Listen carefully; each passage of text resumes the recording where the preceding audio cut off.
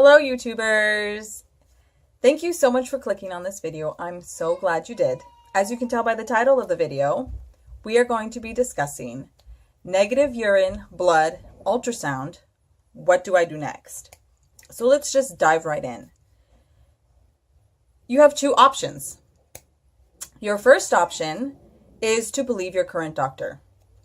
Or there's a second option.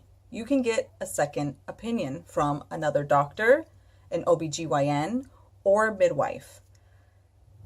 If you decide to believe your current doctor and go with your first option,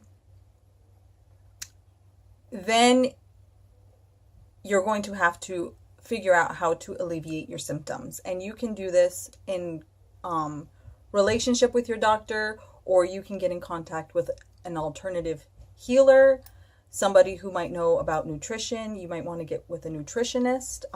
Maybe you might want to start working out and get with a physical therapist or a trainer. But all of these things need research. You need to start to research how to alleviate the symptoms that you're experiencing every single day. And then after that, once you do your research and you get everything into place, one second. Okay, so once you get everything in order, after you've done your research and you've figured out, then you can start to concentrate on your healing, your health, and your overall body wellness. But this is something that you do every single day, and healing and getting rid of these symptoms is not something that's going to happen overnight. I've said this so many times in my videos that it takes time. For me, it took a period of 9 months for me to start to really feel different, and start to feel pretty much none of the symptoms anymore. It took a full year for me to really start to gain my energy back, and start to feel like I have the energy level I had when I was, like much, much younger. And it was amazing to get that energy level back. But like I said, it happened over time. And, I think it took a little bit longer too, because it's something you're learning. You're learning a new lifestyle. You're getting rid of, bad habits and replacing them with good habits. And this takes, you have to figure it out on a daily basis. So I did have some setbacks. I decided not to concentrate on those setbacks, because what's the point? And I just continued to move forward. Now I'm at the point here, but it took time. So anyways, now I rambled. Sorry. Then let's go to your second option, to get a second opinion. Now there's two things that can come from getting a second opinion. You can decide to believe the second doctor's opinion along with the first doctor's opinion if they both correlate, if they're both similar. If they are contradicting each other, then I would want to continue to get another doctor's opinion, or even have your second doctor maybe even give you a referral. So you can choose to believe the second doctor's opinion. And depending on what that doctor tells you, if they tell you that you have negative urine, blood, and ultrasound, then you are going to have to go to the, decide if you're going to believe that, or if you are going to want to get a third doctor's opinion, a fourth doctor's opinion, a fifth, sixth, seventh. I mean, you can continue to go on and get as many doctor's opinions as you want. If they, it's really up to you. There's nothing wrong with that. But it comes a time where you say, okay, all of these doctors are telling me that my urine's negative, my blood's negative, my ultrasound is negative. I've been trying to get confirmed for, let's say, 6 months, 7 months. The baby should be pretty big by then. and very easily seen in an ultrasound. So if you choose not to decide the third, fourth, fifth, sixth, seventh, eighth doctor's opinion, then you have to really consider if this pregnancy is mental, if you are feeling physical symptoms, but you really have to consider if this pregnancy is coming from the psychological want or fear of pregnancy. And that's something that you can ask a doctor to help you with. You can ask for a referral for a therapist, a referral for a psychologist, or, ask the doctor what he suggests. Now, if you are not satisfied with ultrasound, if you're not satisfied with the results that you're getting, if you don't feel that the technician is looking specifically for a baby, or you don't feel like the doctor is telling the technician to look specifically for a baby, there are alternative options for testing. You can have an x-ray done, you can have a CAT scan done, you can have, not invasive, but exploratory surgery, where they put a little tiny scope inside of you and they look around to see if they can see anything. And if there is a baby that is not located in your uterus, but in fact located in your abdomen and is growing, then the scope will find it. The little camera will see it, no matter how big or small. It should find something going on in there, especially if you're out of what you think is your first trimester. So I would suggest, and I've said this in lots of videos, that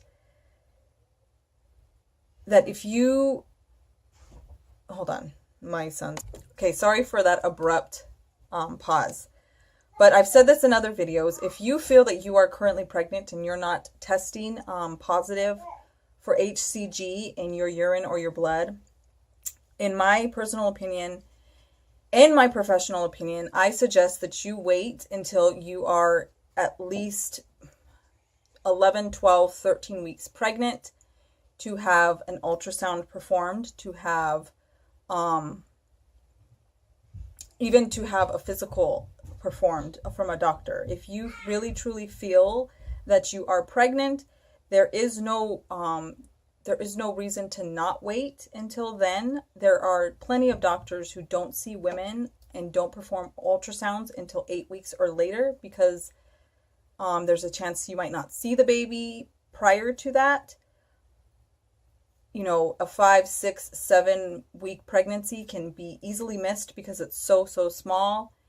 And, the theory is that if a technician or a doctor doesn't tell the technician to specifically look for a pregnancy, that it can be overlooked in those early stages. So if you feel that the technician is just specifically looking for, doing an ultrasound for just your organs and not looking for a pregnancy, I highly suggest that you wait until you feel that you are at least into the second trimester and then have another ultrasound performed, or possibly request an x-ray be performed, CAT scan. These things won't hurt the baby, but there's a possibility that they can, but the risk outweighs the benefit. If you get an x-ray and it in fact proves that you are pregnant and confirms your pregnancy and makes it so that you can get prenatal care, then that is a good thing. Again, I have to go check on my kids. And earlier, I accidentally said the risk outweighs the benefits. I meant to say the benefits outweigh the risks. Because if you do get confirmed, if your pregnancy is confirmed through an x-ray, CAT scan, or a, exploratory surgery, then that is a good thing. Okay, I apologize again. And the reason why I say this is because if you truly feel like you have an abdominal pregnancy, a pregnancy that is not inside your uterus, then getting it confirmed is of utmost importance, because you are going to need a C-section to get that baby out safely and to make sure that you are safe. So if an exploratory surgery is what it takes in order to confirm that pregnancy, I definitely think that that's a benefit and that outweighs the risk. Now, these are things that you can discuss with your doctor. These are things that you can say, hey, you know, you can print out even some information and take it to your doctor and say, you know, can I please get this? My symptoms, and explain your symptoms to them and say that you feel these things every single day. They don't go away. They're not something you are like thinking about and concentrating on to bring upon yourself, that they happen to you and then you are like, oh, well, maybe I really am pregnant. And that, you know, especially the movement feelings. I really feel that if women really talked to doctors more about the feelings, the movement feelings in their belly, that would, that itself would make the doctor want to do some kind of physical and put their hands on your abdomen and feel around. And if there is a baby in there, the doctor will be able to feel it. The baby does have some kind of a skeletal structure, a head, spine, arms, legs, and these things can be palpated and felt from the outside when the woman is pregnant. You can feel from the outside and estimate about how the baby's positioned and things like that. So yes, these are just some things, some ideas, some options. If your doctor is telling you that you have negative urine, negative blood, and a negative ultrasound, these are just some options to give you for then what to do next. It's pretty confusing and just frustrating not being able to get complete answers. Or sometimes doctors will give you what they think could be wrong, or an estimate or a theory of why you're experiencing the symptoms you're experiencing, such as a cyst growing on your ovary. That is a big one. A lot of doctors like to say, oh, it could be a cyst. Oh, I think I saw a 1 millimeter cyst or 1 centimeter cyst on your ovary, and that's what's causing your symptoms, and blah, blah, blah, which could be the case for many women, I guess, but that still doesn't really give them answers, because it doesn't make the symptoms go away. The symptoms still stay there, whether they were told that they have a cyst or not. And so they're like, well, the cyst can only last for so long. So after the cyst is supposedly supposed to be gone and the symptoms continue, that's when the woman is like, well, maybe I really am pregnant. Maybe they overlooked something. And I completely understand that, because doctors are not like super, super smart. You have to take control and take responsibility for your own health and your own health care and preventative health care. So, sometimes you have to be on top of doctors and request certain tests and make sure that they are doing their job correctly, because ultimately it is your health. It is your body. You're the one that has to live with the symptoms. You're the one who has to wake up with the pain every day. You're the one who has to wonder, am I pregnant or am I not pregnant? 1 second. Okay.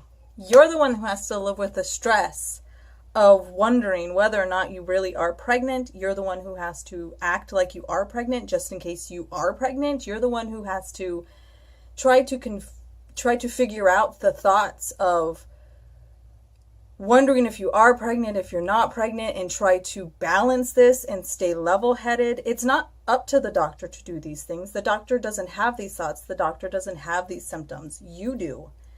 So it's ultimately your responsibility to make sure, double check, and get a second opinion if you in fact feel that your first doctor is not giving you the care or the the quality care that you deserve. You deserve to be treated. Your whole body deserves to be treated. Every symptom that you're experiencing deserves to be heard, deserves to be researched. A lot of doctors don't have the time to give you that individual care that you deserve. So take it upon yourself. Do your own research. If you do really feel like you are pregnant, then you need to do the research yourself to make sure that there are alternative options to confirming a pregnancy besides an ultrasound. We discussed some of them earlier. So, and there are also lots of doctors, lots of OBGYNs, lots of midwives out there who are more than willing to help you figure this out. So, this is way too long.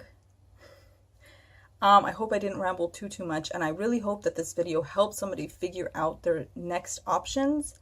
If you have any questions, seriously, I am available. I am more than happy to, brainstorm with you, answer questions, give you options, just hear you. I'm more than welcome.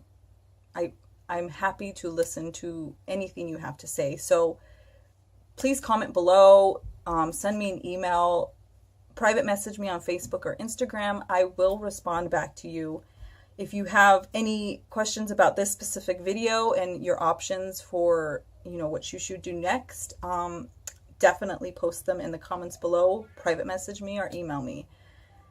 So thank you guys so much for watching this video. I hope you have a great rest of your day. I hope you have a great week, and I hope you have a great year. It's almost the end of the year, guys. So I hope you have a great rest of your year. I hope you have a great rest of your life. If you never watch me again, thank you so much.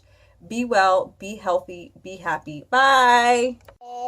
Say have a good day. Have a good day. Thanks for watching. Washi. You too? Say thank you, YouTubers.